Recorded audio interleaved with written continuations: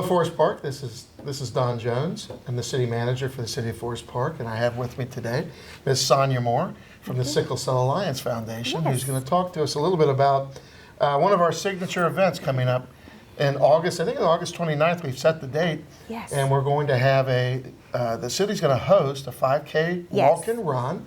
The beneficiary will be the Sickle Cell Alliance Foundation, and so we want to tell you a little bit about, number one, the Alliance Foundation, but also a little bit about sickle cell anemia in general, and take a little time to educate our public and to invite people out to participate in the walk run in August. So tell us a little bit about yourself and your foundation. Okay, well, I'm Sonya Moore. I'm the executive director for the Sickle Cell Alliance Foundation, and I'm just so honored to be here and for the city of Forest Park to be hosting our 5K walk and run.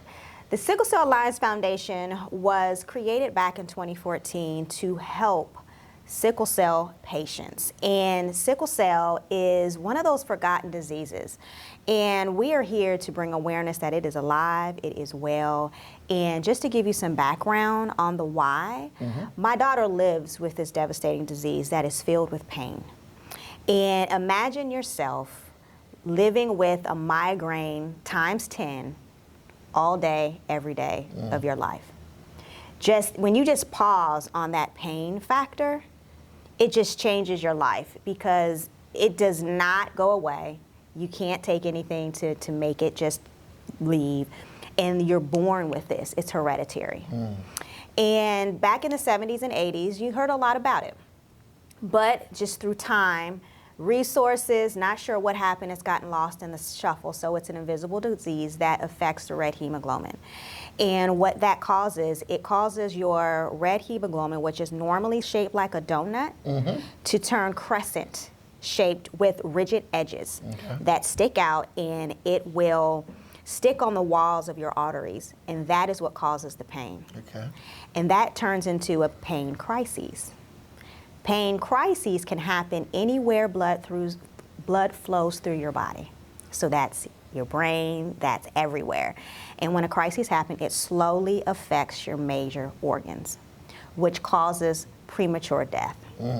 So the lifespan of someone living with sickle cell could be 40s and 50s. It just depends on their quality of life throughout their entire experience. So the Sickle Cell Alliance Foundation consists of me and Lisa Meacham, who is the CEO. Our daughters live with it. They're both 17. And we came together as moms first to make a change.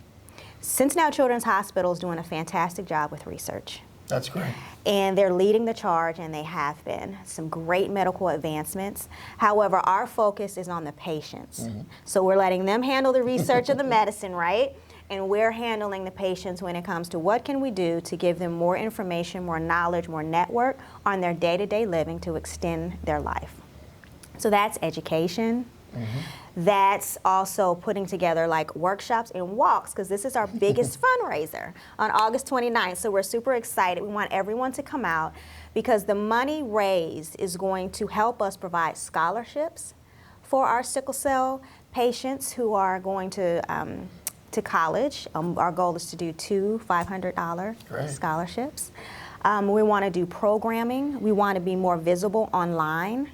Because everyone has a phone in their hand, right? So we want to reach them where they are with programming by partnering with pharmaceutical companies, with community partners within Forest Park and beyond in the city, so we can continue to bring education that's going to help them not only just live longer, but also function in this crippling disease. Because with the pain crisis, just going back to that, a pain crisis can happen at any moment. It's a spontaneous disease. So right now, as we're having this conversation, perfectly fine. But within 5-10 minutes, they could have a crisis and they could be doubled over in pain. And you're like, what's happening? And that could affect everyone, and not only in their life, but when they're if they're students, that could happen. And if they're at work, this could happen. And people need to understand that not only could it happen, but the employers need to understand this as well, that they need to make accommodations and make sure Yes. that their employees are well taken care of, that it's just not something in their head that they're thinking. Absolutely, absolutely. Because as you can imagine, when you don't know how to handle something or know what to do, you just want to shy away from it and act as if it doesn't exist or that they're making it up. And that's not the case. So understanding what happens when someone's going through a crisis. And just to give you an idea, we take advantage of some of our day-to-day luxuries, I'll call them, swimming, for instance. We jump in the pool, we swim, we jump out of the pool, and we dry off. For a sickle cell patient, that can cause a crisis because their body does not know how to adjust to the change in temperature. We go to Kings Island, right? 90-degree day. We enjoy that. Someone with sickle cell could have a pain crisis because the intensity of the heat, their body does not necessarily know how to adjust. The opposite when it comes to being very cold. Anything lower than 32 degrees outside, you want to make a snowman. Not so much for someone with sickle cell. Not to say that they can't, but there's a possibility that they could have a crisis. Crises can last hours, days, months. Wow. So living with that constant pain that I described earlier can cripple them. And when you see your child or your loved one in pain, and you can't do anything but comfort them, make sure they're taking their meds, drinking their fluids, it's just, as a mom, living with this every day, it's just devastating. So you want to do whatever you can to prevent the crises from happening as often as they can. And depending upon what type of sickle cell that you can have a crisis once every day. You can have one every other day. You can have one once every 2-3 weeks. It just depends on the type of sickle cell, in addition to their quality of life, because stress can prompt a sickle cell crisis. That is what's all of the stressors that we deal with every day that we just kind of push to the side can affect the lifespan of someone living with sickle cell. You know, it's the things you talk about here, it's news to me, and we've had a lot of discussions. Yes, we have. But when I first heard you speak, and that's why I wanted to bring you on today, is that you know, this message needs to get out.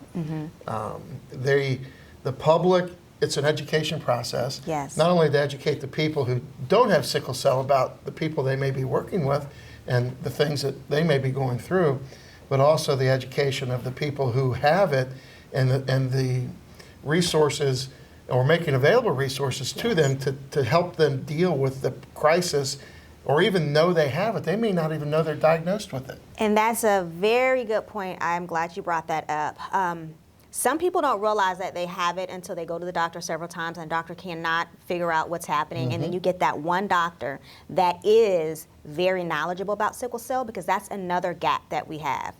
A lot of doctors aren't very specialized in sickle cell, so it goes undetected or undiagnosed. And that's awful. But right now, anyone that is born, they go through the newborn screening, which tests for random diseases when your baby is born, and sickle cell is one of those diseases. So that's the prick at the bottom of the foot where your baby comes home with a Band-Aid. Sickle cell is one of those diseases that is diagnosed through there. So you typically will get a phone call about 2 weeks after that, and that's what happened to me. That your baby had That my baby had it. Because I did not know that I had the sickle cell trait. And that's another unknown. Understand your medical history and who you are having relations with and building a family with. Because 3 million people walk around with the sickle cell trait. They may or may not know it. It's invisible. It's invisible. So if you marry someone that also has the trait, you're going to have a child with sickle cell, because it takes one gene from both parents to have a child with sickle cell. Now, you can have the trait, but then whoever you are with does not. There's a 25% chance. So it's just the odds are just unbelievable, and you have a lot of blended families now. So knowing your medical history is number one. It's hereditary, basically passed on from parent to child. Yes, from parent to parent. It's the number one disease for of being inherited, and many people don't realize that as well.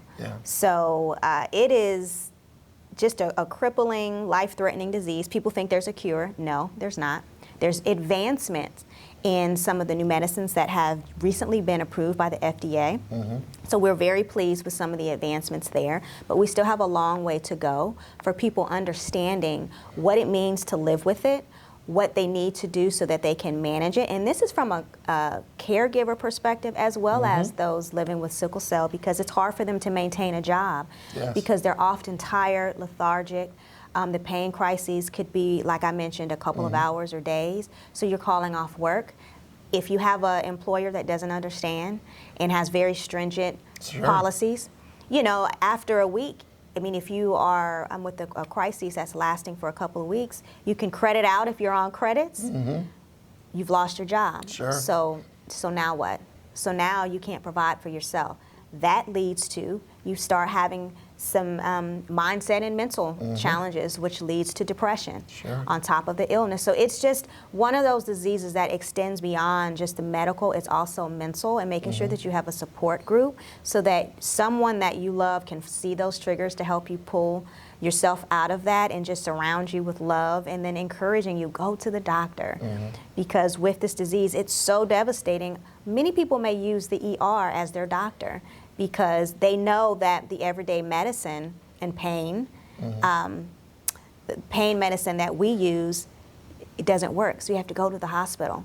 And what we normally would get and would satisfy us if we're in pain does not satisfy someone with sickle cell. So you can be seen as a drug seeker.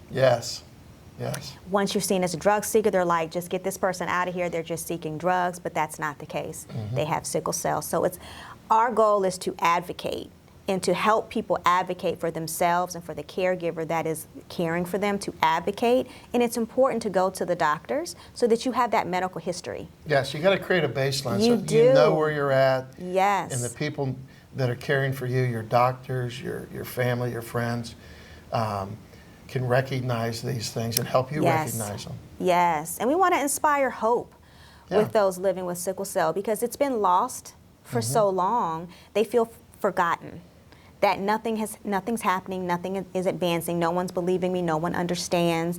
So we want to reintroduce hope to those living with sickle cell and caring for sickle cell. And we wanted our organization to be different. We wanted to expand just beyond awareness. We want to change lives. We want to change laws. We want to engage in the community so it becomes a network. It's not just African Americans that have sickle cell, although many people think that. Exactly. It runs rampant in Hispanics, people live Mid-Eastern descent. Just when you look at the stats, it's beyond African Americans, but that's what we remember.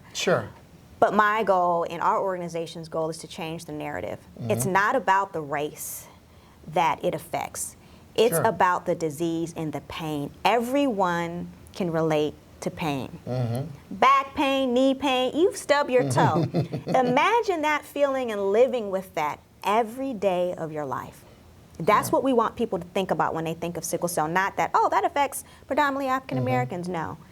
It's a painful and deadly disease that we need to find a cure for, and we need to become more aware so that we can help those living with it extend their quality of life and their life expectancy. I think that's a tremendous mission, and I think that's the type of message that we want to get out to our community, Forest Park, but also the broader community, the broader area, that it is an invisible disease. People don't know who, because it's not visible. You can't tell by looking. You cannot. And but if someone has it, they need to know it. Yes, they need to know it, because it's life or death. Yes. Because you may not know why you're going through this pain. You may not know. I mean, and you need to understand, because as you have a crisis, regardless of the severity of it, it's slowly affecting your major organs. So if you end up passing away prematurely, it's because of stroke. It's because of kidney or liver failure or heart failure, because it's slowly chipping away at how that organ is functioning. So that's why a lot of sickle cell patients end up in the hospital, because it affects their chest, their breathing, their lungs, their heart. So, and something else that people may not know, anyone living with sickle cell, especially when you are young, your toddler or your baby is ill and they have a fever. you get a fever of 101, you may still call the doctor, tell me what I can do, take some over-the-counter meds, give them some fluids, and you'll monitor them. 101 temperature is an immediate visit to the hospital.